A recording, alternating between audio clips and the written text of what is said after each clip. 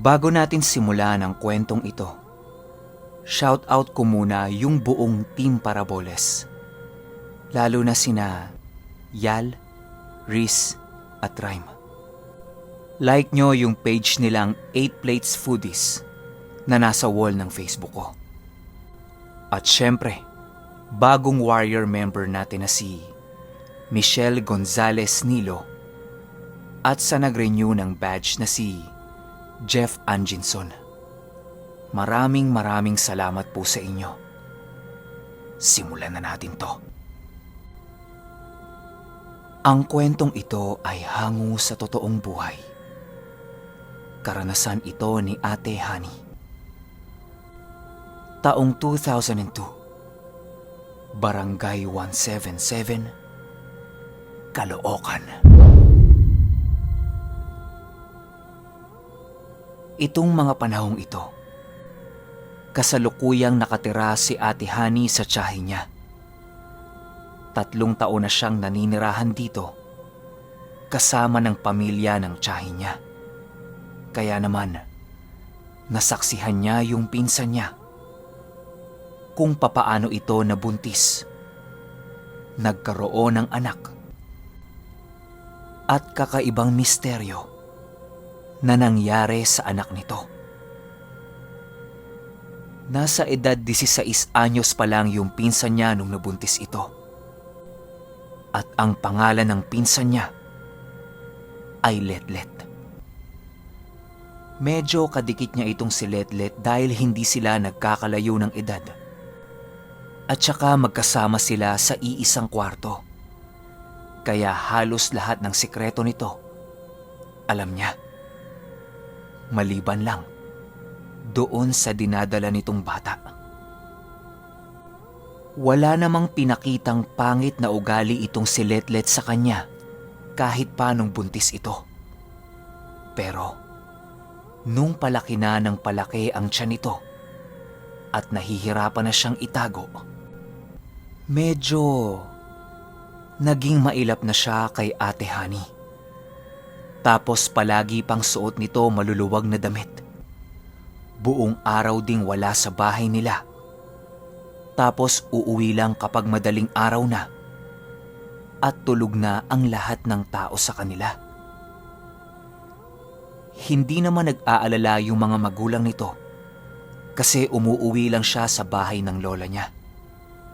Ilang metro lang naman ang distansya nun sa bahay nila kaya kampante ang mga magulang nito. Hanggang isang gabi, buong gabi siyang inabangan ng nanay niyang umuwi. Pag-uwi nito sa kanila, diretso kaagad sa kwarto niya, hubad ng suot niyang damit, at panay ang himas niya sa tiyan niya habang nakaharap siya sa salamin. Nakita kasi yan ni Ate Honey, kaya natatandaan niya. Nang biglang bumukas ang pintuan nila at nakita ito ng nanay niya. Dito nila nalaman na ilang buwan na pala siyang buntis. Bakit bigla ang ginawa ng nanay niya yon? Dahil sa eskwelahan nito. Tinawagan siya at pinaalam na sa loob ng 1 linggo, 1 o 2 beses lang pumapasok si Letlet. Hindi nila alam kung anong problema. Kapag kinakausap naman nila yon, ang palaging sagot, family problem. Kaya naalarma itong eskwelahan at pinaalam na yon sa mga magulang niya. Inaasahan ni Letlet na gugulpihin siya ng nanay niya. Pero nung nakita itong buntis, niyakap siya nito at nakaramdam ng matinding awa sa kanya. Ultimo yung tatay niya, tanggap yung nangyari sa kanya. Kaya yung kinakatakot niyang magiging reaksyon ng mga magulang niya, salungat. Pinaramdam pa nila ang suporta at pagmamahal sa kanya kahit na bata pa siyang magiging ina. Ang masakit pa, hindi niya alam kung sino yung tatay ng anak niya. Fast forward tayo ng ilang buwan. Nanganak na siya at ilang buwan na din yung bata. Mga nasa 9 o 10 buwan na yon. Tanda kasi ni Ate Honey, malapit na ang first birthday ng bata nung mangyari ang trahedyang ito. Nakalagay sa walker yung anak ni Letlet nun. Tapos siya naman, nakikipagkwentuhan sa mga kaibigan niya. Matagal na kasi silang hindi nagkikita-kita, kaya binisita siya. Nga pala, yung kwarto nila Ate Honey nun, nasa 2nd floor. Tapos merong veranda kung saan nakatambay sila Letlet at yung mga tropa niya. Iniwan niya yung anak niyang nasa kwarto lang nila dahil kampante naman siyang hindi ito magtatatakbo. Habang nagkukwentuhan sila at natutulog si Ate Honey sa taas ng double deck, bigla na lang silang nakarinig ng napakalakas na kalampag mula sa hagdanan nila pababa. Kahit malakas pa ang sounds nila nun, rinig na rinig pa rin nila yung kalampag na yon, na parang may dambuhalang bumababa ng hagdanan. Pagtingin nilang magtotropa, bigla na lang nagtititili si Letlet dahil yung anak niya yung nahulog sa hagdanan. Takbo siya paibaba para tingnan kung anong nangyari sa anak niya. Pagbaba niya, nakatayo lang ito sa walker habang nakaangat ang 2 braso nito at tila ba meron siyang inaabot-abot na para bang gusto niyang magpakarga. Tiningnan niya yung inaabot-abot ng anak niya. Pagtingala ni Letlet, may naaninag siyang malaking anino na nagtatago sa likod ng dingding nila. Sa takot niya, nagtititili na naman siya at sigaw siya ng sigaw ng, "Tulong! Tulong! May magnanakaw!" Pagbaba ng mga tropa niya, binuksan nila kaagad yung ilaw pero wala silang nadatna na kung sino. Lahat ng tao sa bahay nila nabulabog dahil sa ingay na ginawa ni Letlet. Matapos ang eksena na yan, pinauwi na lang ng mga magulang niya yung mga tropa niya at silang mag-ina natulog sa kwarto ng mga magulang niya. Kinuwento din ni Letlet sa tatay at nanay niya kung ano yung nakita niya sa ibaba. Pero ang sabi lang ng mga ito, baka namamalikmata lang siya. Fast forward tayo ulit. Mga 3 linggo bago ang first birthday ng anak ni Letlet. Ganon ulit. Naglalaro silang magnanay sa kwarto nila nang maisipan lang bigla ni Letlet na bumaba saglit at iwan doon yung anak niya. Ang sabi niya kay Ate Honey, tingnan-tingnan muna yung anak niya. Bilang kakatapos lang ng tanghalian, naka-siesta mode si Ate Honey, kaya medyo aantok-antok siya. Maya-maya pa, nakarinig na lang si Ate Honey ng malalakas na sigawan na nanggagaling sa labas ng bahay nila. Pagdungaw niya sa ibaba ng double deck, wala na doon yung anak ni Letlet. Sa taranta ni Ate Honey, napatalon siya sa double deck, tapos sumilip kaagad siya sa labas ng bahay nila. Nakita niya doon na nalaglag yung anak ni Letlet sa labas ng bahay nila. Tumba ang walker nito at naumpog yung ulo sa lapag. Pagkarga ng tatay ni Letlet dito, may dugo ang kamay niya. Kaya ang ginawa nila, isinugod kaagad nila ito sa ospital. Lahat sila takang-taka sa nangyari. Kasi, papaanong mahuhulog yung bata doon? Ang taas nung harang nila sa veranda. Hanggang balakang nila yon. Tapos yung walker naman ng anak ni Letlet, hindi aabot sa kalahati nung harang. Kaya, papaanong nahulog? Ilang oras ang lumipas. Umuwi na kaagad yung mga magulang ni Letlet, kasama nung anak niya. Yung taas na hulog ng bata, kapirasong sugat lang ang tinamo niya. Di ba dapat, kung hindi wasak ang ulo nun, meron itong malaking sugat? Pero, wala. Maliit na sugat lang. Ni hindi nga yun tinahi ng doktor eh.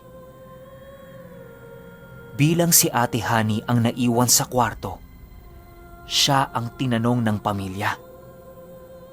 Sinabi naman niya na nakahiga lang siya noon sa double deck.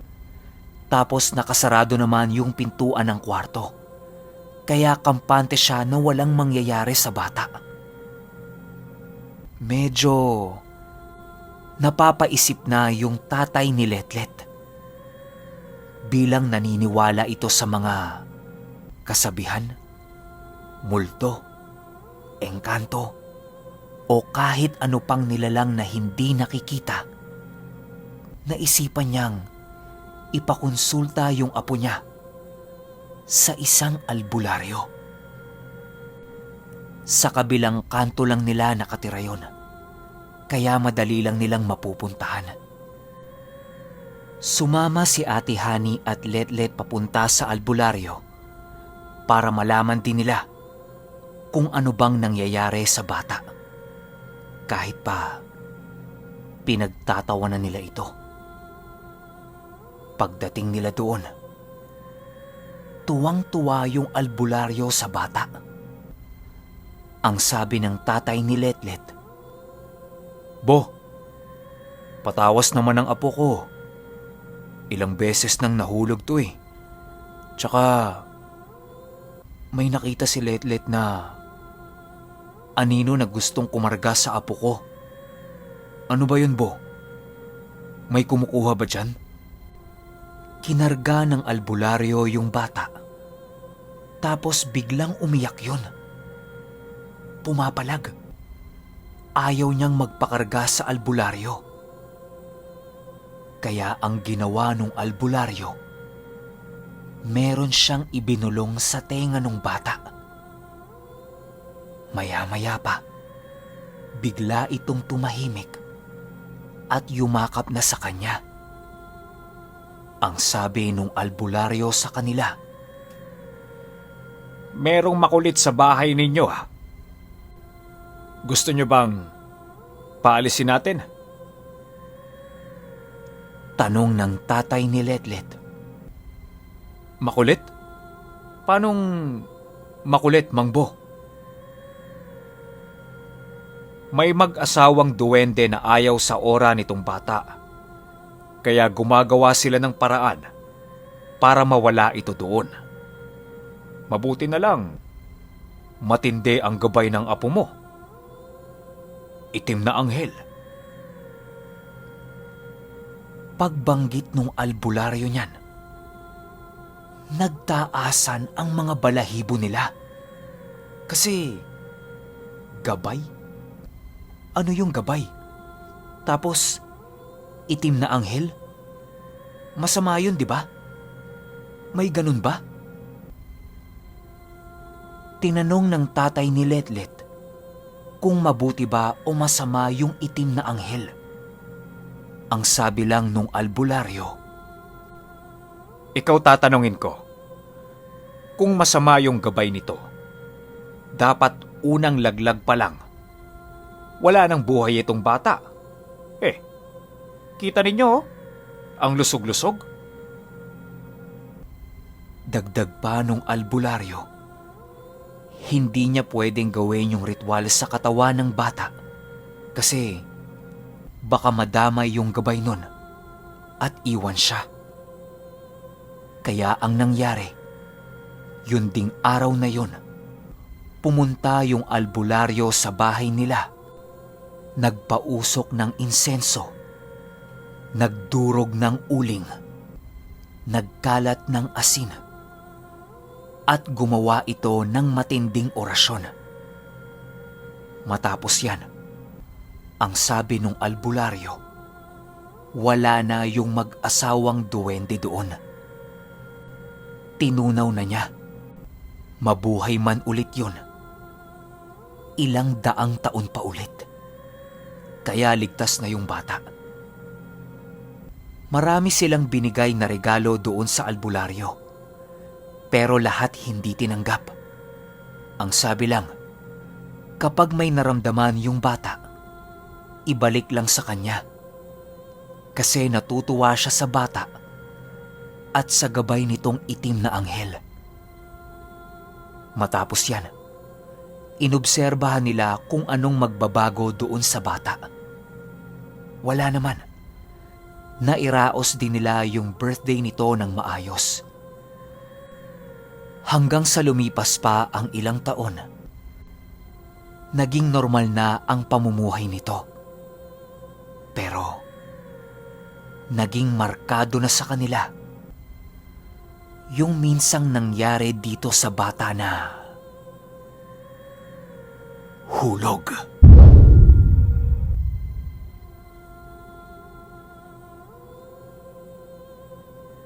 Okay, opinyon ko sa kwento. Ganyan ba talaga yung mga bata pa tapos naging ina na? Medyo pabaya sila pagdating sa mga anak nila? Kasi 'di ba, yung mga ganong edad, dapat nag-e-enjoy pa sa mga gala, tropa, inuman, o kung anumang trip nila. Tapos bigla silang magkakaroon ng obligasyon na panghabang buhay. Kahit pa hindi pa sila todong nakakapag-enjoy. Ano? Ganun ba sila? Oh, yung mga batang naging ina dyan, anong masasabi nyo? Tungkol naman doon sa kwento, unang beses lang akong nakarinig ng itim na anghel. Tapos gabay? Grabe, napakalakas siguro nun. Or pwede rin namang tawag lang yon ng albularyo doon dahil sa itsura nito. Pero ang totoo, engkanto yun. 'Di ba? Kasi itim na anghel. Ang alam ko dyan, masama yan eh. Pero malay natin, 'di ba? Yung sa nanay ko nga, bruha eh. Kaya kita ninyo, kahit malala na yung sakit niya, nakatatlong stroke na, kumakapit pa rin. Galing, di ba? At saka, yun doon sa part na may mag-asawang duwende na ayaw sa aura ng bata. Ngayon lang din ako nakarinig niyan. Kasi ang alam ko sa mga duwende, mahilig yan sa mga bata eh. Maliban na lang, kung itim ito at nagkokontrahan sila nung gabay ng bata. Yan, malaking posibilidad din yan. Pero kayo, kung may opinyon kayo sa kwentong ito, i-comment nyo lang sa baba. Shout out muna natin yung mga kapatid kong narrator na sina Mga Kwentong Kababalaghan, Jasper Raid Stories, at kay Pinoy Midnight Stories. Magagaling na narrator yan. Kaya inaanyayahan ko kayong mag-subscribe sa channel nila. Yun lang. Hanggang sa susunod na kwento. Salamat.